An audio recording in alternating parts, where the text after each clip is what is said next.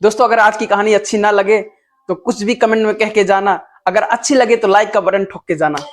दोस्तों दो बच्चे होते हैं, जिसमें एक लड़का एक लड़की होती है। दोनों इस कदर बचपन से पले बड़े होते हैं, खेलते हैं, कूदते हैं, पढ़ाई करते हैं, साथ साथ बड़े हो जाते हैं। और दोनों इस कदर जुदा होते हैं कि जुदा होते समय एक दूसरे से वादा करते हैं कि तुम हमें मत भूलना। वो आपने सुना होगा, एक गाना है परदेसी परदेसी जाना नहीं, उसमें एक लाइन है भूल न जाना। तो सेम दोस्तों एक दूसरे से वादा करते हैं और वहीं से जुदा हो जाते हैं, लेकिन जब मिलते हैं तो इस कदर मिलते हैं कि आप सुन के हैरान रह जाएंगे। तो दोस्तों पूरी कहानी सुनते हैं। दोस्तों एक कहानी बिहार के एक जिला पड़ता है बेगूसराय, वहां की घटना है। एक बूढ़ी औरत होती है जो अपने घर में रहा करती थी। उनके घर में ना तो बेटा है न तो बहू है, अकेली रहती हैं। उनकी एक बिटिया है जो बॉम्बे रहा करती है, जिनके 3 बच्चे हैं और कभी कभी आया करती हैं गर्मियों की छुट्टी में। और उनके सामने ही एक मकान है जहां पे एक विधवा औरत रहा करती है, जिसका एक छोटा सा बच्चा है जिसका नाम बसंत है। बसंत बहुत ही होनहार, बहुत ही अच्छा लड़का है, पढ़ने में बहुत तेज तर्राक है। लेकिन बसंत के घर में गरीबी इस कदर है कि वह अपनी पढ़ाई के पैसे तक नहीं जमा कर पाता है। उसकी माँ को विधवा पेंशन मिलती है, उसके पिताजी एक्सपायर कर गए हैं। उसकी माँ को जो विधवा पेंशन मिलती है उसी से वह अपनी फीस को जमा करता है। लेकिन दोस्तों उसकी माँ पढ़ाई को लेके इस कदर चिंतित थी कि वह अपने बच्चे को सरकारी स्कूल में पढ़ाना नहीं चाहती। जो उनकी पेंशन आती उसमें से 1 पैसा नहीं खर्च करती थी, मात्र अपने बच्चे की फीस के सिवा वो सारी अपनी कमाई जो पेंशन की आती थी 500 रुपए, वो सारी फीस में लगा देती थी। इसके बाद पढ़ाई को लेकर काफी चिंतित रहती थी। और जो सामने बूढ़ी दादी रहती थी, उनकी जो बच्ची थी वो आती जाती रहती थी।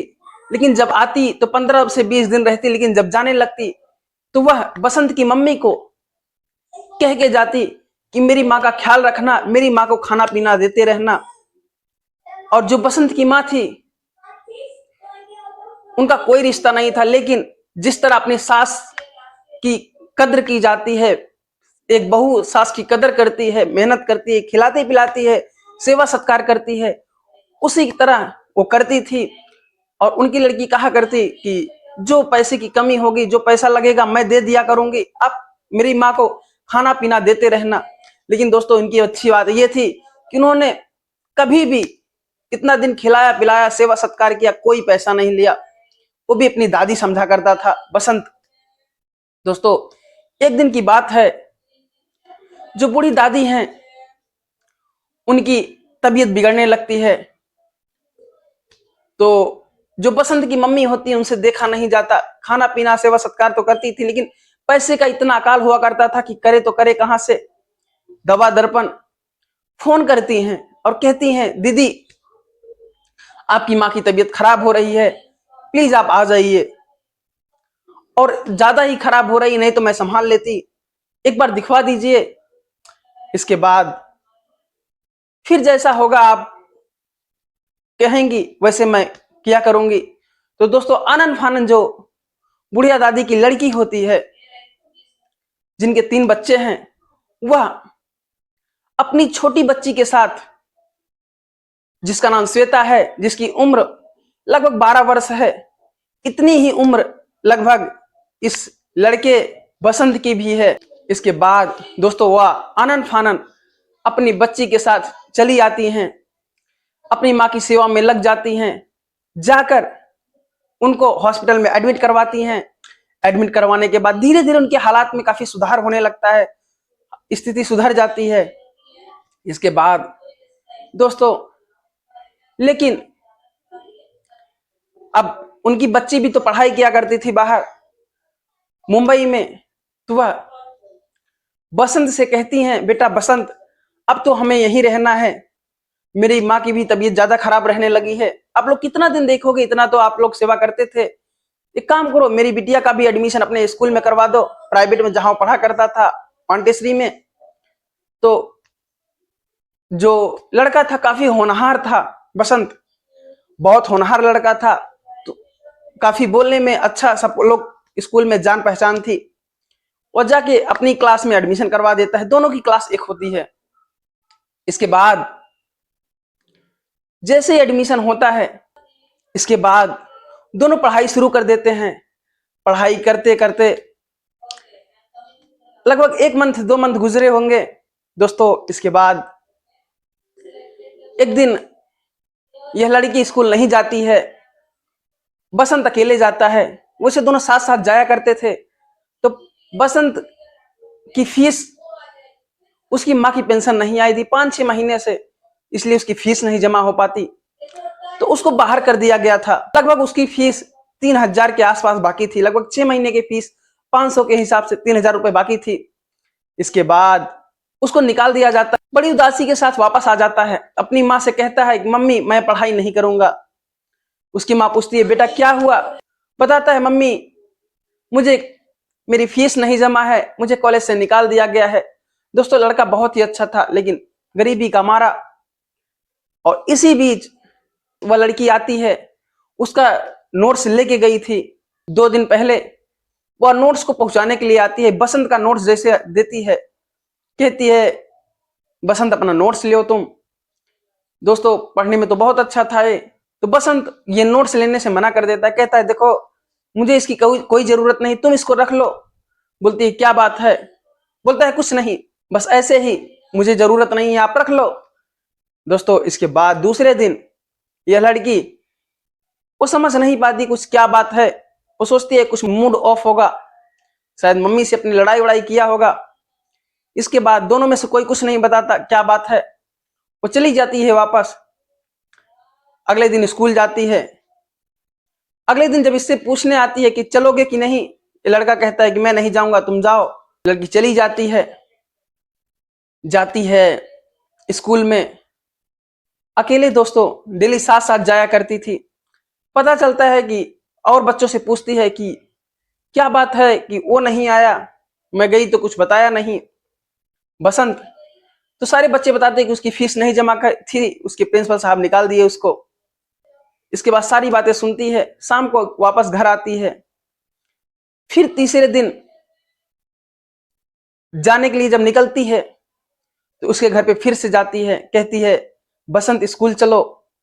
बसंत कहता है, देखो मेरे पीछे मत पड़ो, मेरी फीस नहीं जमा है, ऐसे ऐसे प्रॉब्लम है, अभी ये साल बीत जा रहा है, मैं अगले साल किसी सरकारी स्कूल में एडमिशन ले लूंगा जहां पे फीस कम होगी।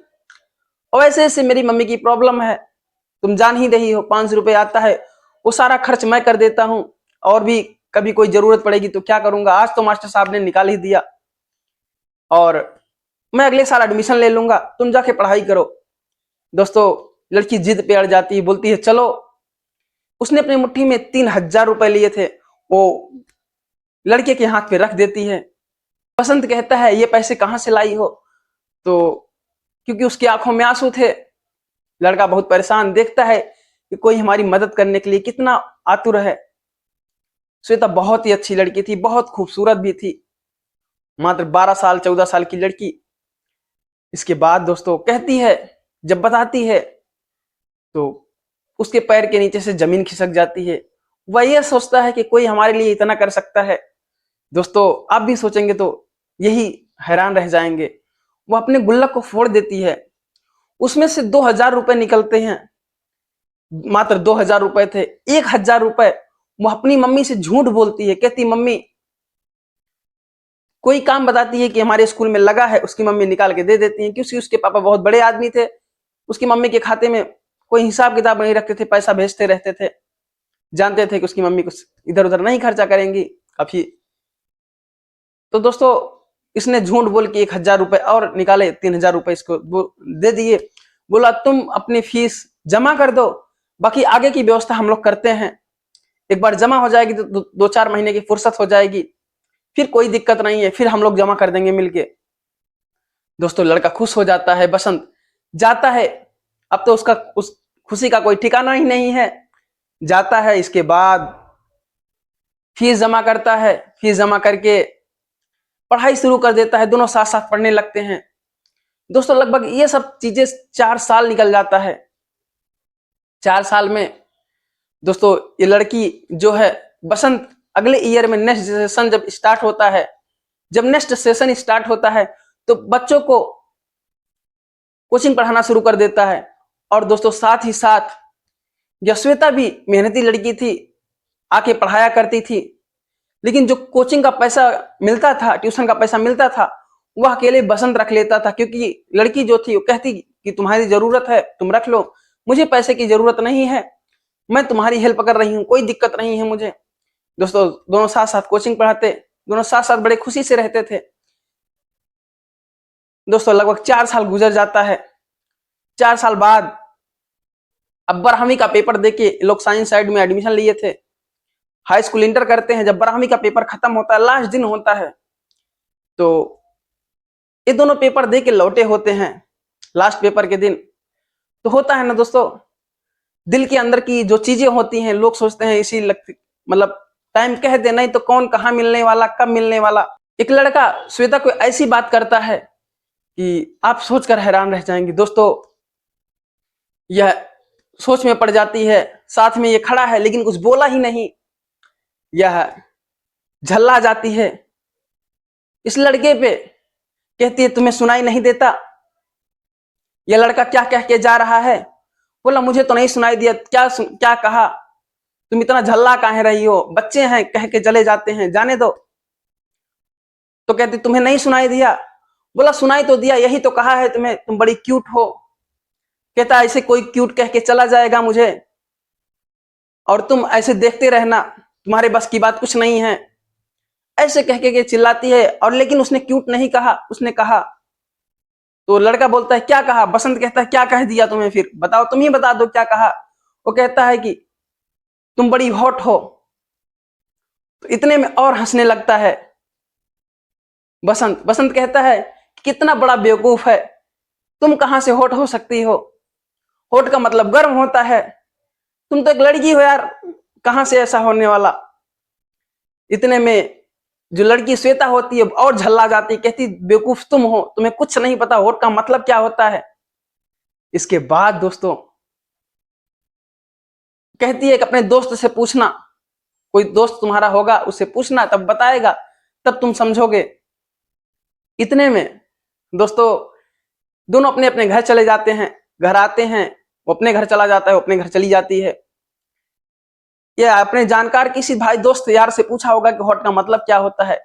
फिर दोस्तों जो उसने बताया, शाम का समय था, दोनों अक्सर एक दूसरे के घर आया जाया करते थे, कोई शक, कोई कुछ बात ही नहीं थी, ना तो इनके मन में कुछ ऐसा विचार था। बड़े अच्छे परिवार से थे, बड़े अच्छे लोग थे लोग, दोनों बच्चे। इसके बाद यह शाम के समय दूसरे दिन जाता है, तो दोस्तों जो श्वेता की नानी थी, उनकी तबीयत पिछले 15 दिन से ज्यादा ही खराब थी। तो उसकी जो माँ थी, उसके पास, अपनी माँ के पास बैठी थी, यानी इसकी नानी के पास बैठी थी श्वेता की माँ। श्वेता अंदर किचन में खाना बना रही थी, रोटी सेक रही थी। तभी ये पहुंचता है बसंत, पूछता है कि श्वेता कहाँ है। श्वेता की माँ कहती है कि अंदर खाना बना रही है, जाओ मिल लो। तो दोस्तों वो सीधा अंदर घुस जाता है, पूछता है, देखते ही उसको निहारने लगता है, और निहारते हुए कहता है, इतना इस कदर निहार रहा था दोस्तों कि जो लड़की श्वेता होती कहती है इस कदर क्या देख रहे हो, मुझे कभी देखे नहीं हो क्या।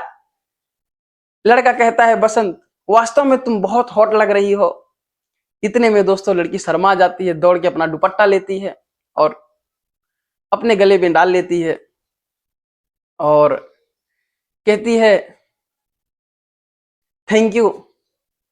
तो वो लड़का कहता है कि आज तुम मुझे नहीं डांटोगी, उस दिन तो उस पर भड़क गई, आज नहीं डांटोगी।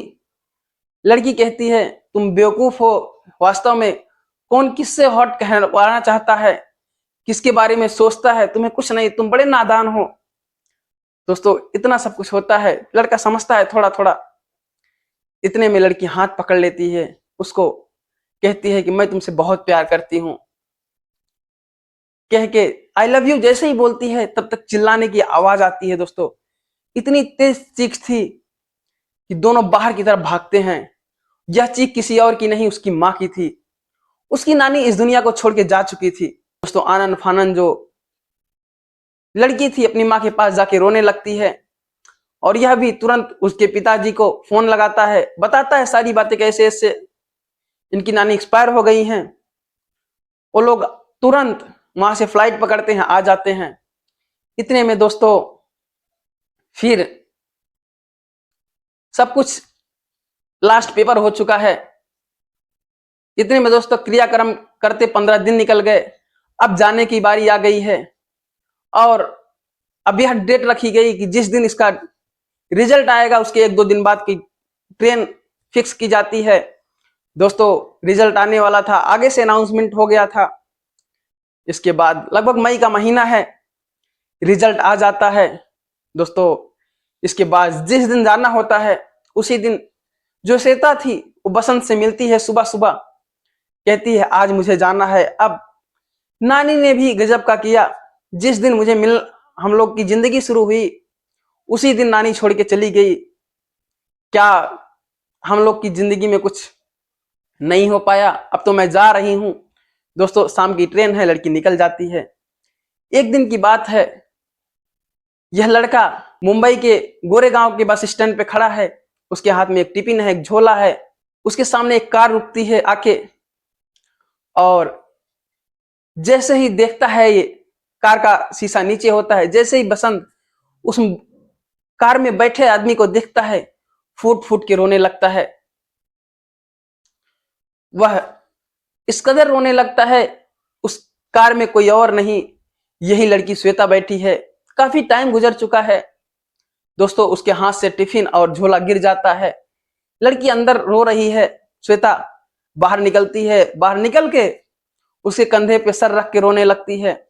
फिर उसको अंदर ले जाती है कार में, वहां से बैठा के रूम पे ले जाती है।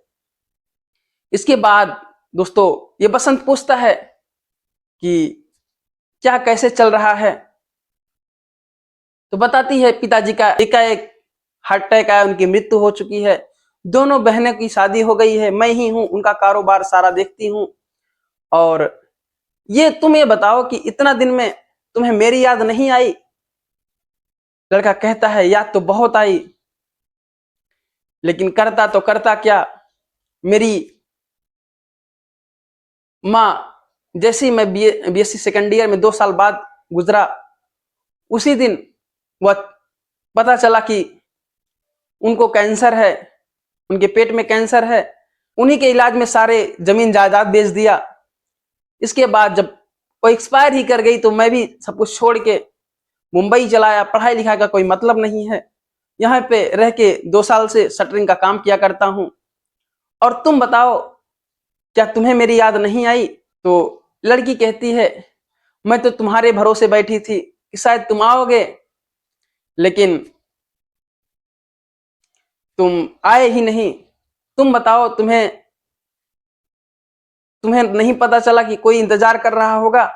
लड़का कहता है इंतजार तो बहुत था, मैं सोच भी रहा था, लेकिन मैं सोचा कि तुम्हारी शादी वगैरह हो गई होगी, जाऊंगा तो किस मुंह से जाऊंगा। लड़की कहती है तुम्हें और कुछ नहीं सूझा, और कुछ नहीं समझ में आया? दोस्तों इसके बाद लड़के की आंखों में आंसू थे। दोनों एक दूसरे के पकड़ के रोने लगते हैं, और लड़की बताती है कि माँ पास दीदी के घर गई है, वह आती होगी। दोस्तों इसके बाद लड़की कहती है देखो एक बार मैंने खो दिया है, लेकिन अब तुम्हें नहीं खोना चाहती। चाहे तुम मेरी मम्मी से बात कर लो, बाकी मैं तो तैयार ही हूं, मैं तुमसे शादी करना चाहती हूं। दोस्तों इसके बाद अब दोनों का शादी की बात चल रही है।